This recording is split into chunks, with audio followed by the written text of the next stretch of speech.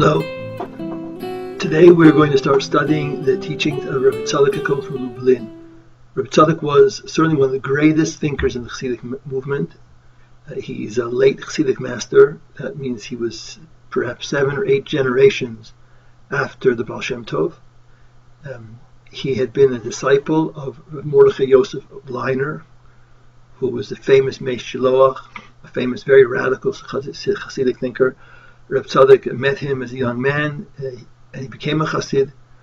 And for the next 13 years, he was a close disciple of Rav Leiner. When Rav Leiner passed away, he became very reclusive. He became just a scholar and an author, a very prolific author, one of the most prolific authors in the Hasidic world.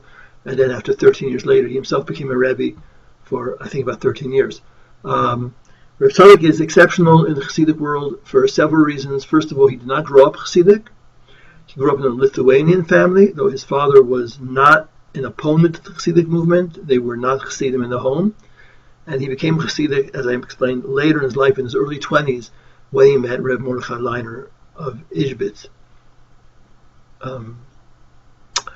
What that means is, first of all, in addition, he was also a genius. He was a phenomenal genius. All sorts of stories are told about Reb Tzadok. He himself is said to have claimed that when he was 1 year old, he actually made a blessing before nursing from his mother.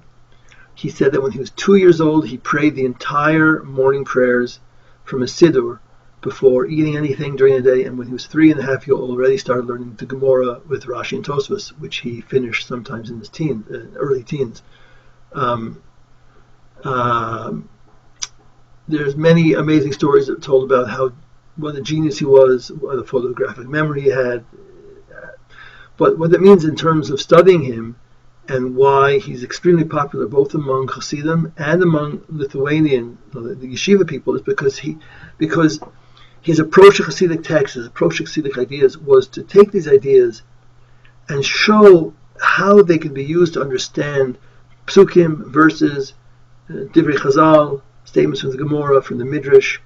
And he does it in such an amazingly comprehensive way that he will take a concept and he will show you how that concept manifests itself in so many different verses, in so many different places. And he'll condense all those verses and all those concepts, all those different statements, and he'll sort of derive from them an axiom. And he'll present that axiom, and then he'll back it up with all these other sources.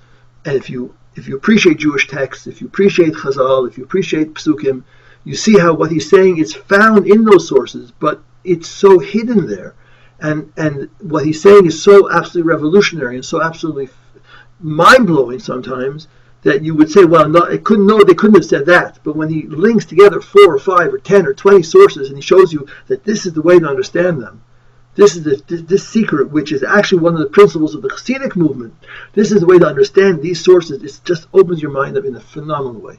He was because he was from the Ishbitzer school. The Ishbitzer in general was a very radical school of thought that saw that everything was in the hands of heaven, that God's will prevailed over everything. There was absolute hashgacha pratit on all aspects of creation, including human deeds, which means basically that in a certain sense everything we do is guided from above. Even our sins. It's a big topic in Ishbitzer Chassidism, and Rav Tzadok speaks about it a lot. He speaks about everything in the Word, and what we're going to discuss in this class is we're going to learn different topics from Rav Tzadok wherever I can.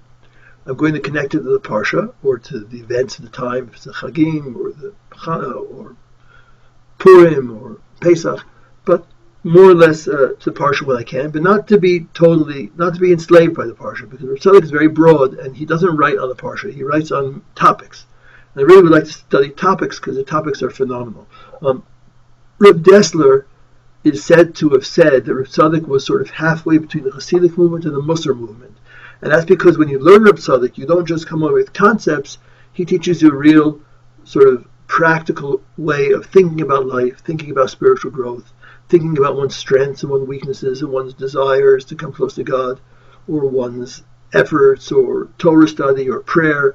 And he doesn't do it in an abstract way, which is above people's heads. He does it in a very concrete, sort of down-to-earth, Musardic sort of way, at the same time never leaving sight of the very high and lofty spiritual ideas behind it. And in that sense, he follows in the Hasidic tradition of bringing very high ideas down to the lowest level, where people can use them and relate to them and enrich themselves. So this is all just an introduction. You can go to Wikipedia if you want to look more about Tzadok.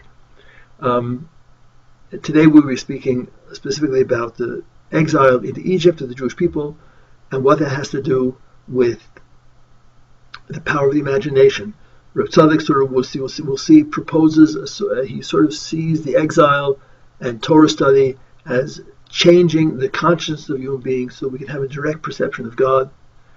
And he sees that was the opposite of the exile in Egypt. There's a lot to speak about here, and these are just a few of those we're going to talk about. In a certain sense, he talks about mindfulness, which is a big topic today in the world, even though he does so indirectly. There's many principles we're going to get out from this before we even begin, but that's what we'll talk about today, and we'll see in the future classes before we go on to something else.